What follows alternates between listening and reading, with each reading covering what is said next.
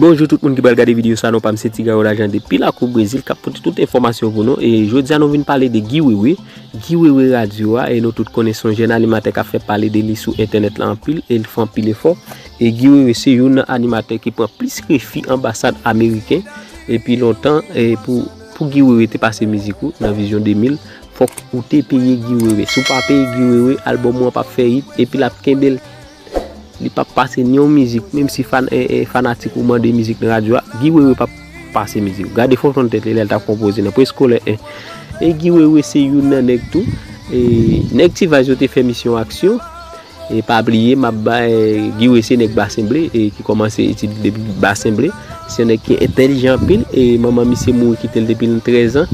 et nèg ti va te font album nan te a marché Guy Wewe dit monsieur pour passer album nan pour nous faut qu'on paye faut qu'on t'a une machine parce que m'pa une machine et puis Roberto t'a accepté à Guy Wewe et puis Guy Wewe a passé fait publicité pour album nan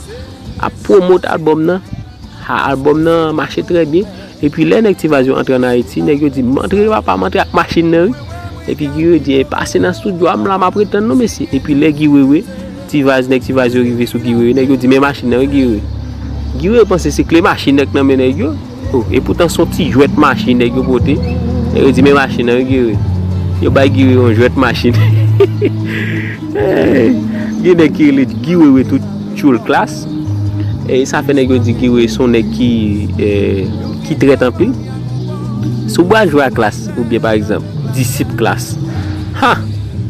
même que classe t'a mal joué dans demain matin Guy Wewe prend radio et monter et sur internet là Guy Wewe dit c'est classe et classe qui était bien joué d'ici pas bien joué et son est intelligent en pile et puis monsieur arrivé dit diaspora qui fait 40 000 $ américains par année ça pas oublié diaspora ça pas diaspora et puis Guy Wewe oublié les monsieur tout ça le fait pour le jeune visa américain pas de carnet c'est grâce avec un jazz même pas citer non jazz là et puis Guy Wewe ouais ti marche ça est Guy Wewe Radio a prouvé quoi le abonner à la chaîne là partager vidéo pour nous rejoindre Guy Wewe Radio.